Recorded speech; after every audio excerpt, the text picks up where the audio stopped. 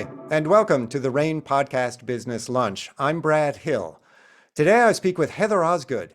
She's the founder of True Native Media, a podcast ad representation firm.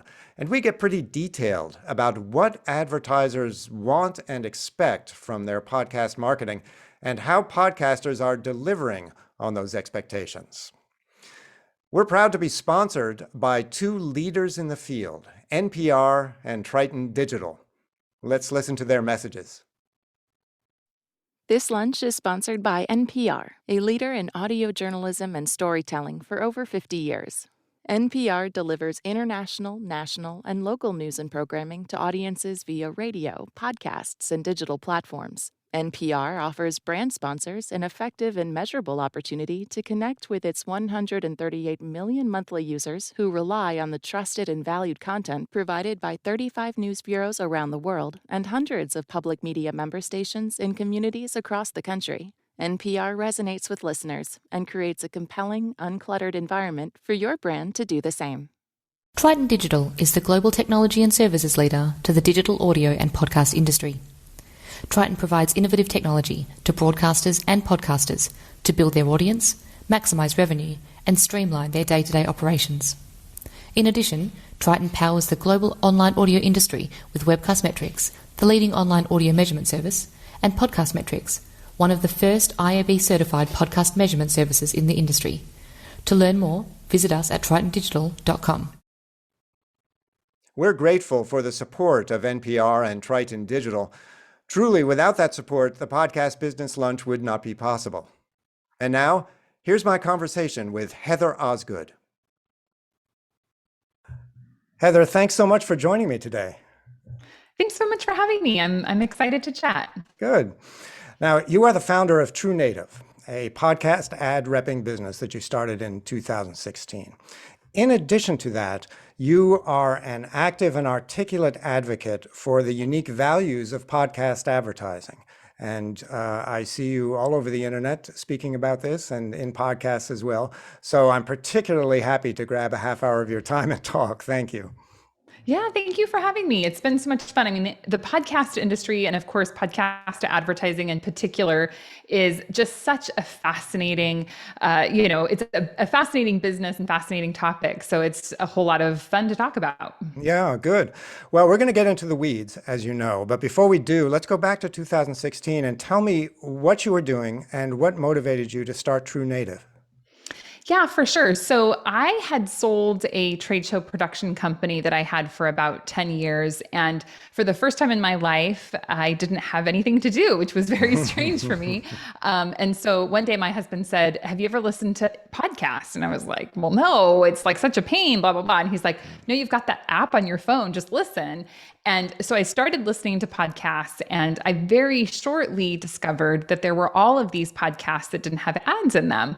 And I, of course, questioned why that was. And so I investigated the industry and found that the top 1% of podcasts didn't have problems getting advertisers, but then there were all of the other shows. And I knew from my background in selling radio and newspaper advertising that I had the ability to sell ads. So I decided to go ahead and help those podcasters get advertisers. And here we are 6 years later. Okay, that's interesting. So you came from radio. I didn't know that. And so you migrated to podcasting, I'll say more effectively and more enthusiastically than the radio industry as a whole has.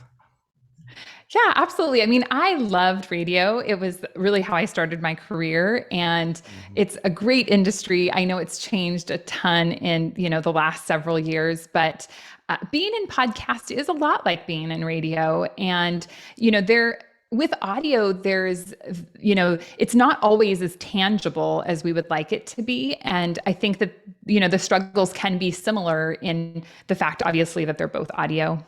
Mm-hmm. Let's talk about True Native's culture, if I'll call it that. I notice on the website there is, you mentioned authenticity and you mentioned strategic development. So in those general terms, what are you pitching to advertisers? Yeah, absolutely. And for me, it's both, right? It's the advertiser as well as the podcaster. And in representation of, many shows, one of the conversations that we have a lot, especially with prospective podcasters, is about really a more personalized relationship. So, you certainly have marketplaces and very large organizations that are repping thousands of different podcasts, and being able to have an authentic and real relationship with them is really important. And it's something that, of course, content creators want. They've built this really large audience and they want to know that someone is going to take care of that audience, which I think is so different than other forms of media. The reality is that this podcaster has, with their blood, sweat, and tears, built this following, and they want to protect that, that following. And when it comes to advertisers, we really are able to help kind of walk them through this process. Most advertisers that come to us have never advertised in podcasts before. They don't know where to start. They don't know what kind of expectations to set.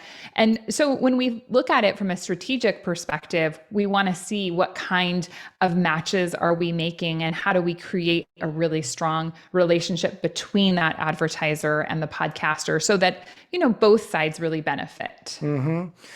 Okay, so it's mostly newcomers to podcast marketing who are your clients. And on the other side of the fence, is it also podcasters who have not built sponsor relationships on their own with whom you're working?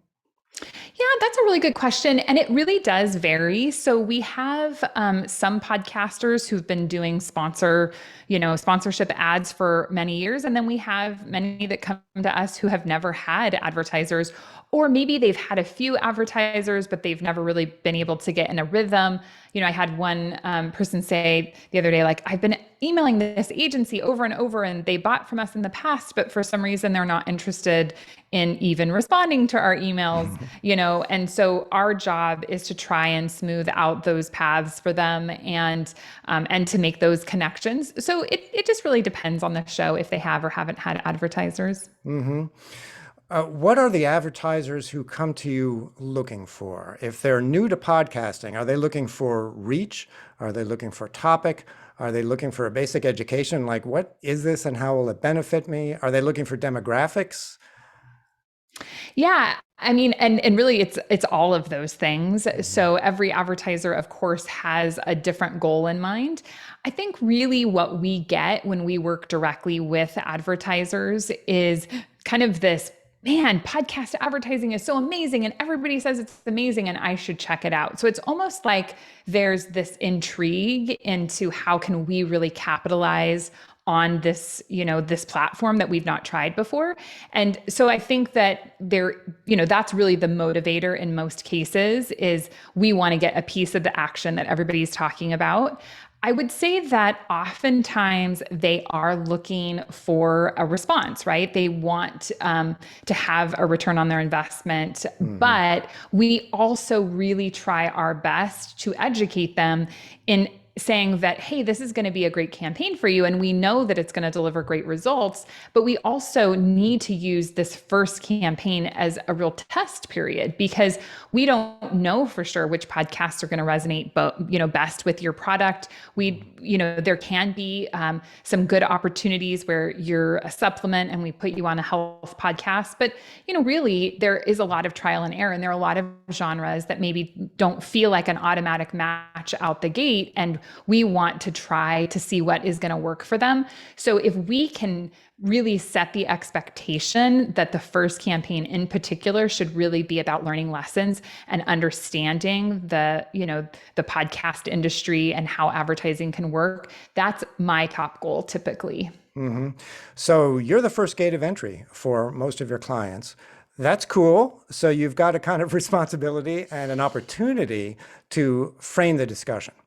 Now, do you find that some advertisers have fears around it? I'm thinking of brand safety, which comes up in the news over and over again, or any other kind of apprehension that you have to neutralize? Yeah, I would say that one of the things that is real interesting, we do all host-read endorsement ads. And what we're looking for are these very authentic, organic ad reads. And a conversation that is coming up more and more for us is a proofing of the ads. So typically we have not proofed ad reads. We get talking points from them. They tell us what they want said or maybe what they don't want said. And we send those to the podcaster. And then it's the podcaster's job to create a good ad read. Now, we don't really want to send that ad over to the advertiser and say, hey, what do you think before it goes live? Because what is the first thing everyone does when they get something to proof? They find change it. What's wrong with it. Right, exactly. And or that's even if not there's what we nothing wanna wrong do. with it. Even if there's nothing wrong with it, they change it. Exactly. Even if there's nothing wrong, they change it because their job is to make it better, right? And so we're trying really hard to get them to understand that we can't do proofing. So I think that is a big point. Brand safety certainly is something that is being talked about a lot. And I think that there is a level of apprehension of not knowing what is this host going to say and is it going to align well. And I mean, so honestly, they've got a point. If I were an advertiser and I'm paying for a spot and I can't even hear what it's going to sound like, it is a good point. It is. And so we ask them to take a leap of faith, right? And know that we're going to do our best to take care of them. And in some cases, we'll proof ads internally before they go live so that we know, gosh, did they hit all the points? Because it is an important, it can be an important piece depending on the legal claims and things. But yeah, those are definitely obstacles that advertisers face. Now, I'm going to ask you a question that you might not want to answer, and that's okay, but I'm curious from the podcaster side what they get. Can you talk to me about CPMs at all? Oh, sure. Yeah. And I don't mind talking about them. So AdvertiseCast, which is a marketplace that I'm presuming most people are aware of, they have started publishing their average CPMs, which I find really fascinating and kind of interesting to watch because they do fluctuate slightly. Last I saw, they were reporting about a $23 CPM. I would say, try for 30. That's our goal. So we usually come in at 30, and then if we need to, we'll negotiate down from there. My goal is always not to ever go lower than a $20 CPM because I feel like at some point it's just too low. But really, it also does depend a ton on the podcast. So, this year more than any other year, we have podcasts that are sold out for the year. And, when you have all of your inventory filled, you have to look at increasing your rates, right? Or like last year, mid-year, we had some shows that I was like, oh my gosh, we're 6 months into the year and that show is filled up. We probably should have increased the CPM sooner. So we really do try to keep an eye on where our inventory levels are and increase pricing where appropriate. It's challenging because advertisers are looking for a specific return. And if you increase your rate, it can decrease the overall effectiveness of the campaign. So we try to really keep that in check as well. Well, you brought up inventory, and that leads me to a question. Can you give me an idea of what your entire network inventory is in any way that you care to frame it? Number of shows that you represent or number of ads across the whole set or whatever? Yeah, absolutely. So True Native Media represents we just hired a podcast recruiter and he's been doing an amazing job.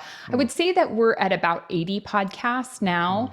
And our shows range in size. So we typically like our podcasters to have at least 10,000 downloads per episode in a 30-day period. And we do have some really large shows that are getting over 1 million downloads, but then we do have some smaller shows as well. So we try to aim in that mid sector, and my goal is for our company to move into representing larger shows. Sure.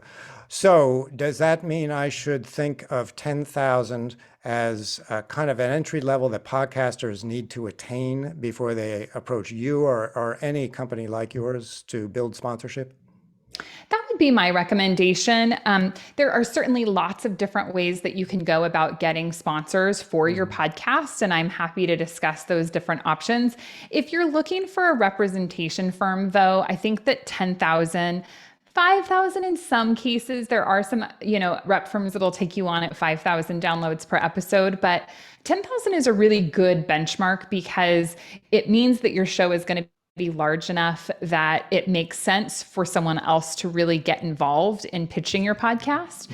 When you are smaller, it's harder because there just aren't as many dollars. And gosh, when I first started, I was like, hey, you've got 1,000 downloads. That sounds great. But then I realized pretty quickly that I was working for, less than I might be at McDonald's, especially this day and age with all these McDonald's signing bonuses and things.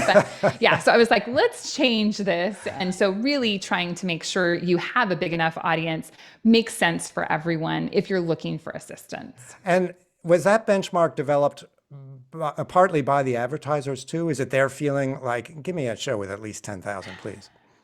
Yeah, I mean, that is some of it. And it's interesting, we deal with a lot of agencies as well. And, some of the bigger agencies are like, hey, if your show isn't getting over 700,000 downloads in a month, then we're not even really wanting to talk to you. So, we're talking brand advertisers are at that level. So a lot of times smaller shows can be much more effective, especially when you are looking at a return, right? I mean, if you've got a show, like I was mentioning, our show that is at 1 million, like we're talking about, $25,000 for a month of ads. That's a lot of, that's a big investment for companies trying to get into the space.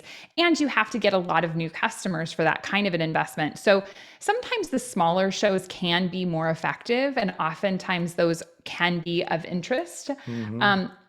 But there is a tipping point, because if the audience isn't large enough, what's going to happen is you're really quickly going to essentially just, totally, your audience is going to get overwhelmed by this advertiser, right? You are going to say, all of your audience has heard of this one advertiser because I've had the that 1,000 experience. people. Who hasn't had that experience? Right. So you have to just look at it. You don't want to oversaturate, and that can happen with smaller shows. Now, so far in this discussion, I get the idea that you mainly sell host-read ads. Do you ever then work with campaigns where they are recorded? And how does DAI, or for our listeners who don't know what that is, dynamic advertising insertion, how does that play into your business? Yeah, absolutely. So I would say we're getting closer to 75-25. So about 75% of the podcasts we work with are doing dynamic ad insertion. And, for those, like you mentioned, who are unaware, essentially what dynamic ad insertion is that instead of putting an episode in instead of putting an advertiser in one specific episode, we're putting ad insertion points across a full catalog of episodes. And then ads are digitally inserted into the podcast for a specific period of time.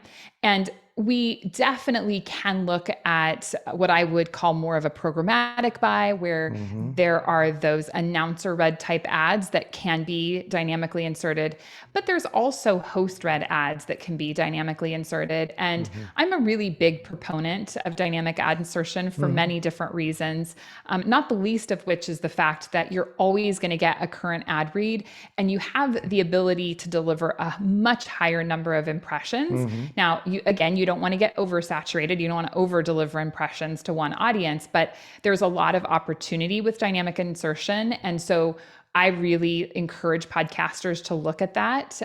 But always, I still am a huge, huge proponent of that host read endorsement ad. Okay. So do you get resistance then from podcasters more than you do from the advertisers, who I imagine might not only expect it, but actually request it? I would say it's very interesting. So, how many years ago now? Maybe 4 years ago, when I was talking to my agency relationships, they were like, we're never doing dynamic insertion. We don't like it. Yeah. They really wanted embedded ad reads because, of course, there's a nice long tail. They're not paying for all the impressions they get, right? But now dynamic ad insertion is becoming so prevalent, and so many people are doing it. And it happened so quickly.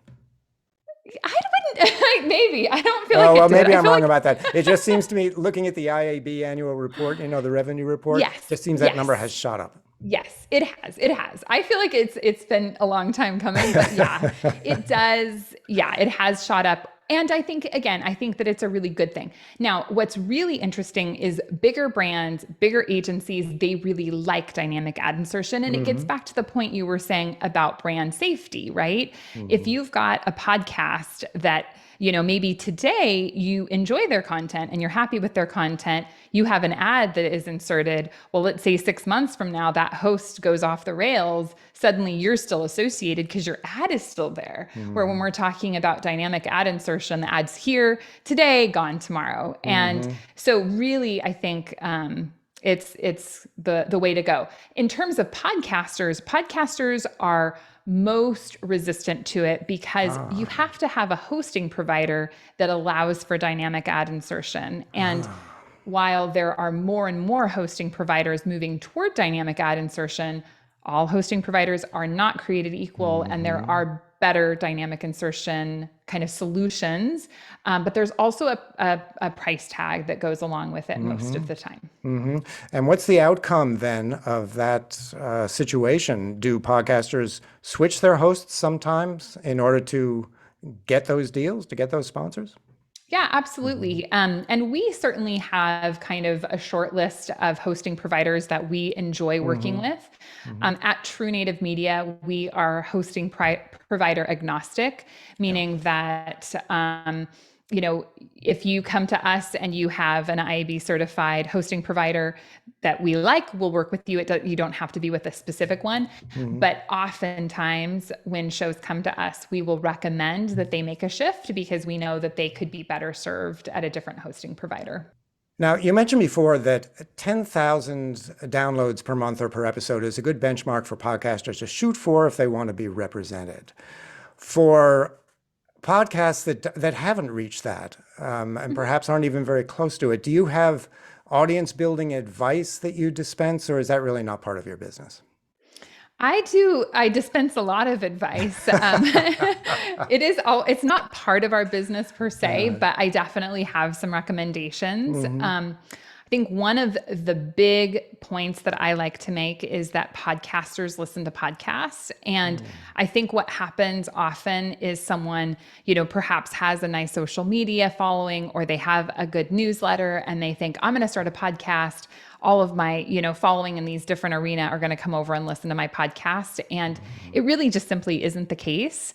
I would say the one exception is YouTube. We certainly are seeing more and more podcasters who are creating video along with their podcasts, and video, views are happening. So there can be a lot of, I think, opportunity to kind of work in both video as well as podcast.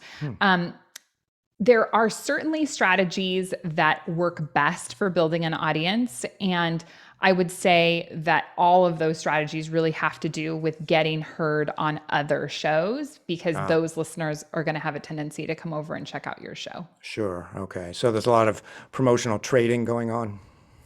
Yeah. I think obviously like cross promos are really important. This sounds harsh, but one of the things that I think does happen a lot is you have, my podcast gets 100 downloads, your podcast gets 100 downloads, let's do cross promos. Well, is that really going to help you grow an audience? Probably not. So you do kind of have to think, I think, a little further ahead. And what I would recommend are the ads that happen on podcast players. So like Castbox, Overcast are players where they have, the large headings of podcasts that come across, and those are ads. So those are a really good place to go to get exposure. I do know that with the increased number of podcasts, those ad slots are becoming more expensive and harder to get, but they are very effective. I think last week, Pod News put out some information that Apple had released about how to get on Apple. But if you can get featured on Apple, obviously that really, goes a long way. And then I also think that it's not a bad idea to look at actually purchasing ads on other podcasts. Networks like Wondery, for instance, really perfected the ability to go and buy ads for their shows on other platforms and on other podcast platforms. And that really helped them grow audiences. Heather, in the 5 or 6 years that you've been doing this, what are some of the most, I won't even say the biggest changes, but the most significant changes in the whole industry that you've experienced and which you think will influence the future? Dynamic ad insertion by far is the biggest change that I've seen. I know I already spoke about it, but the reality is that, we had thousands, hundreds of thousands of ad impressions that were not being taken advantage of when we were doing embedded ad reads. And that single shift is so significant because, like I mentioned, it opens up so many more ad impressions, which of course accesses many more dollars. And then the other thing we haven't talked a ton about, but is an important piece, is that programmatic ad placement, right? And when we look to scale the podcast industry, we have to rely on programmatic to some degree. Now, of course, I've mentioned that I'm a big host read endorsement proponent. And the reason I'm such a big proponent of that is because they're less intrusive, they're more effective. I think they improve the overall listening experience. But the reality is that without a computer operating ad impressions, you're never going to fill 100% of your ad impressions with host read ads. So if you can come up with a system where really your first line of defense are those host read endorsement ads at, I would mention, a higher rate, as opposed to, programmatic, in my opinion, should be priced cheaper. But if you can sell those at a higher rate and then you can backfill with programmatic ads, that is going to allow the podcaster to really maximize revenue.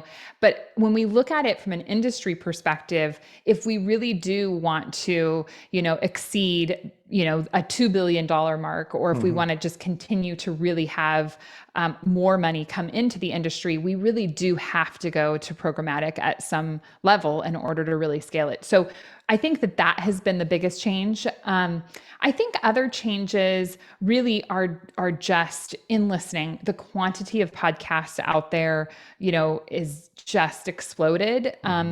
Not to say that I think that it's saturated, because I think we're far from saturation point with podcasts, but really seeing the number of podcasts that are out there and how mainstream it has become, right? Like, just in conversations or TV shows or whatever, where people refer to podcasts just like they do anything else, is really been interesting to hear. Getting back to the host reads and the recording of them, for just another question that occurs to me, do your podcast host, your creators, do they prefer one or the other? Would they rather be doing a fresh riff every week on the ad copy, or do they appreciate being able to record it once? Yeah, so typically it's really interesting. There are very, very few podcasters out there who actually do true live reads. Now, there are a handful of them that still do it. And really what that would mean is that right now I would just say, all right, Brad, it is time for us to talk about HelloFresh. Did I tell you how great my dinner was last night? Right? Like, I mean, there are hosts out there who are able to weave an ad read into a conversation. Many, many, and most, like I said, I would venture to say 95% of all ads have been pre-recorded at some level. Now, the hope is that they have been recorded in such a way, the podcast is formatted in such a way where the ad is just a next transition into more content, and the listener is going to still listen and be interested and excited about the advertiser. So it really, it doesn't necessarily have to be live, and it doesn't have to feel like it is part of the content, but it should feel like it's formatted in a similar way to the content, so the audience will listen. Or ideally, in my opinion, be entertaining in some way, like Conan or the Smartless guys, that kind of thing. Yeah. Which the hard part, though, is that writing an ad and performing an ad it's not second nature, right? Like most hosts aren't that great at it, especially when they start. It takes some practice to get good at doing those ads. So it's a skill. What do you think advertiser expectations and demands, I should have said, how do you think advertiser expectations and demands will change going forward? Well, I think that there's a few levels to that question. So right now, I really believe podcasts are more of an offline medium than they are an online medium. And there's so much complexity in advertising in general right now, as we look at, doing away with the cookie, as we look at privacy and people not wanting their, individual information to be out there anymore. So a lot of the targeting that's happening in digital advertising, I think, really is going to be going away. But currently, there are a lot of expectations that podcast will deliver the same kind of rich data that digital marketing does. And so as we look at really where podcasts sit within performance marketing or direct response or brand advertising, that question really is kind of up for grabs. Like, are we a performance medium or are we not? And my opinion is that we really do need to try and grow away from performance and grow more into brand advertising. But I do think that it can be, and it is currently a direct response, platform where many advertisers get a great return on their investment. And so I just think that it really has more to do with where we're positioned. But also, the reason I say it's hard to say is because all of the advertising vehicles out there are shifting and adjusting right now as the whole ecosphere is changing, and where we land in that and how long we stay there is kind of, I think the important question for us to ask. Okay. This has been a marvelous conversation. Thank you so much for agreeing to be with me today, and best of luck with your business. Well, thank you so much, Brad. I really appreciate you having me here. And yeah, it's been a ton of fun to chat about podcast advertising. That's all for this week's Podcast Business Lunch. Many thanks to Heather Osgood for making the time to be here. We're grateful for our sponsors, NPR and Triton Digital. Without their support, the Podcast Business Lunch would not be possible. Be sure to visit rainnews.com. You can get more information about the lunch, upcoming episodes, and guests. You can watch past episodes right in the sidebar of the website, which is convenient. And while you're there, be sure you're subscribed to the Rain Daily Digest newsletter. It is the preeminent trade publication of the online audio industries. That's all for today. I'm Brad Hill. Thanks for watching, and I'll talk to you next time.